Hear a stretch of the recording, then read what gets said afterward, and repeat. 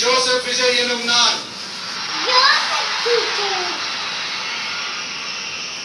தமிழ்நாட்டு அரசின் முதலமைச்சர் என்ற முறையில்